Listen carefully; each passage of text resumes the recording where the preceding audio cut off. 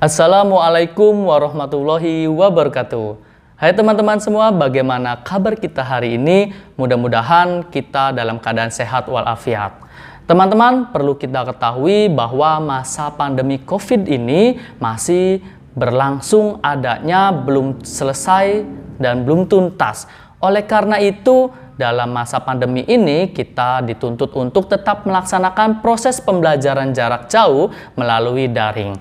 Oleh karena itu, teman-teman silakan bisa memahami dan bisa menyimak isi materi pada pembelajaran kali ini, yaitu untuk bab 1, yaitu Teorema Pitagoras pada part pertama kelas 8 semester 2. Untuk kompetensi dasar pada materi kali ini, yang pertama kita dapat menjelaskan dan membuktikan Teorema Pitagoras tersebut. Kemudian yang kedua, yaitu kita dapat menyelesaikan masalah yang berkaitan dengan Teorema Pitagoras. Nah, sebelum kita masuk pada materi Teorema Pitagoras, kita harus tahu terlebih dahulu nih, siapa pencetus dari Teorema Pitagoras tersebut. Kita perhatikan foto berikut ini.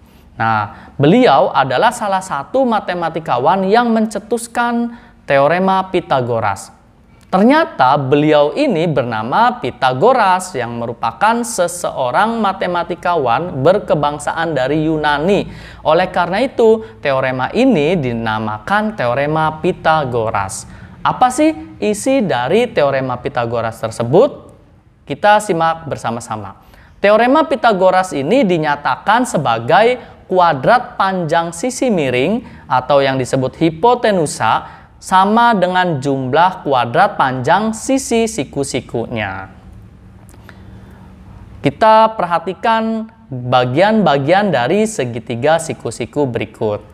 Nah, diberikan sebuah segitiga dengan segitiga A, B, dan C, di mana siku-sikunya ini ada di C.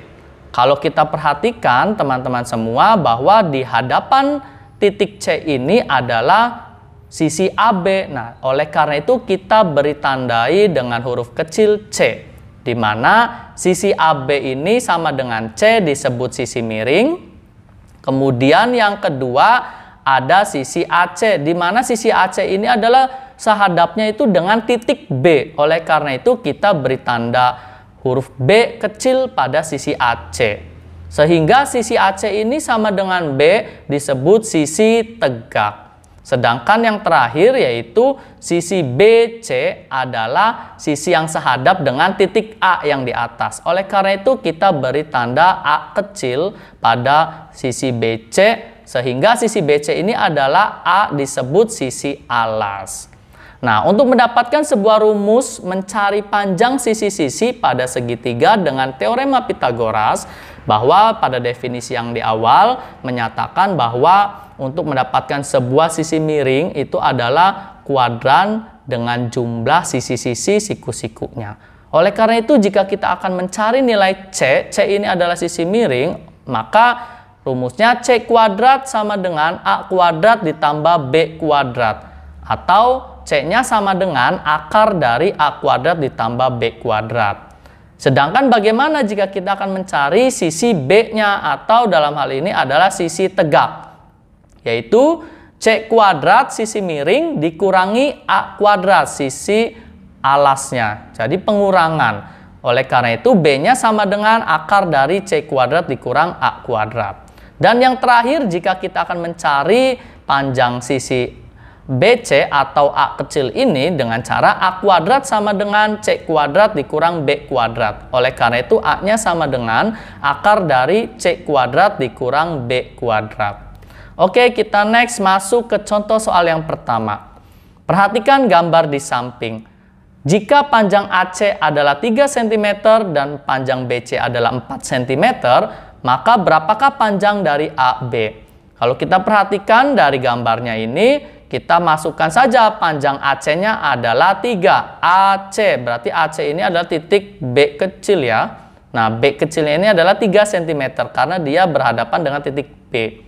Kemudian panjang BC, BC-nya 4 cm. Kita tuliskan A-nya sama dengan 4 cm karena sisi BC ini adalah sehadap dengan titik A. Nah, berapakah panjang AB? Artinya kita mencari nilai C, sisi miring. Kita jawab dengan rumus teorema Pitagoras bahwa C kuadrat sama dengan A kuadrat ditambah B kuadrat. Jadi nilai C-nya bisa juga akar dari A kuadrat ditambah B kuadrat. Kita masukkan nilai A-nya 4 dan nilai B-nya 3. Menjadi C sama dengan 4 kuadrat ditambah 3 kuadrat. Di mana 4 kuadrat itu adalah 4 dikali 4 sama dengan 16. Dan 3 kuadrat itu adalah 3 dikali 3 sama dengan 9. Kita langsung selesaikan saja. C-nya sama dengan akar dari 16 ditambah 9.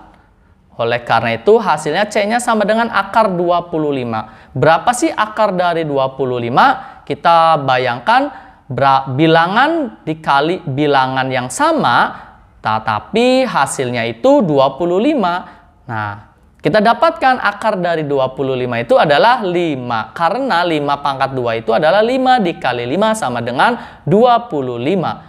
Oleh karena itu akar dari 25 hasilnya 5. Jadi teman-teman untuk mendapatkan sebuah hasil akar ini, teman-teman bisa ini tuh kebalikan dari sebuah kuadrat. Jadi berapa kali berapa yang hasilnya 25. Itulah contoh soal nomor 1, mencari panjang sisi miring.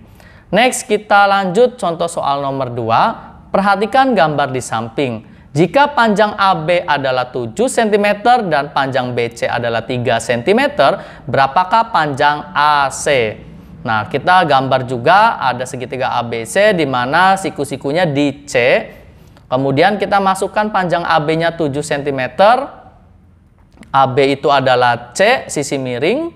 Dan BC itu adalah A, sisi alasnya, yaitu 3 cm.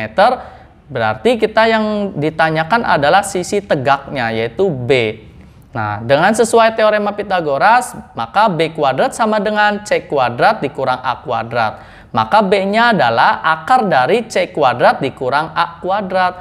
Kita langsung masukkan saja C-nya 7, A-nya 3. Maka B sama dengan akar dari 7 kuadrat dikurang 3 kuadrat. Di mana 7 kuadrat ini adalah 7 dikali 7 sama dengan 49. Dan 3 kuadrat ini adalah 3 dikali 3 sama dengan 9. Maka nilai B-nya sama dengan akar dari 49 dikurang 9. Jadi B-nya adalah akar dari 40. Nah, kita cari nilai dari akar 40. Akar 40 itu ada tidak? Berapa kali berapa yang hasilnya 40 bilangannya sama?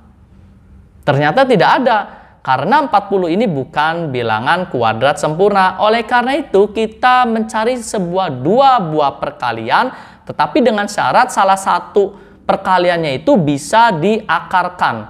4 kali 10. Nah, 4 kali 10 adalah 40. Nah, 4 ini kita bisa akarkan, di mana akar 4 ini adalah 2. 2 kali 2 kan 4. Oleh karena itu akar dari 4 adalah 2. Sedangkan akar 10-nya tetap. Jadi jawabannya adalah 2 akar 10. Nah, kita lanjut contoh soal ketiga, di mana contoh soal ketiga ini adalah bentuk soal cerita yang kita akan rubah ke dalam bentuk teorema Pitagoras. Sebuah tangga bersandar pada tembok dengan panjang tangga 17 meter. Jika tinggi tembok 15 meter, maka berapa panjang jarak dari kaki tangga menuju ke tembok tersebut? Biar lebih jelas, kita gambarkan terlebih dahulu. Nah, ini ada sebuah tembok, kemudian ada tangga yang garis berwarna merah ini kita anggap sebagai tangga yang bersandar pada atas ujung tembok. Kemudian dengan panjang tangganya 17 meter sebagai C sisi miring dan tembok ini sebagai B sisi tegak 15 meter, maka berapa panjang jarak dari kaki tangga ke tembok? Artinya kita mencari sisi alasnya, yaitu A-nya berapa sih? Kita langsung saja masukkan ke rumus teorema Pitagoras. A kuadrat sama dengan C kuadrat dikurang B kuadrat. Sisi miring dikurangi sisi tegak. Oleh karena itu A-nya sama dengan akar dari C kuadrat dikurang B kuadrat. Kita masukkan C-nya 17, B-nya 15. Oleh karena itu kita dapatkan 17 kuadrat itu adalah 17 dikali 17 yaitu 289. Sedangkan 15 kuadrat yaitu 15 dikali 15 yaitu 225. Jadi A-nya itu sama dengan akar dari 289 dikurangi 225. Hasilnya A-nya sama dengan 64.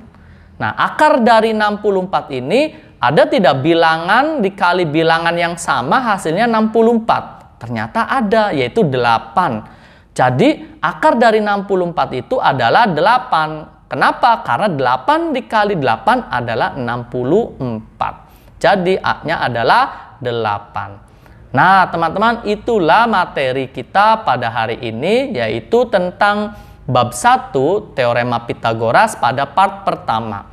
Sekian pembelajaran kita hari ini. Mudah-mudahan teman-teman yang di rumah bisa mengerti dan memahami isi dari materi ini. Jika ada teman-teman yang ingin menanyakan mengenai materi ini, silakan isi komentar di bawah ini.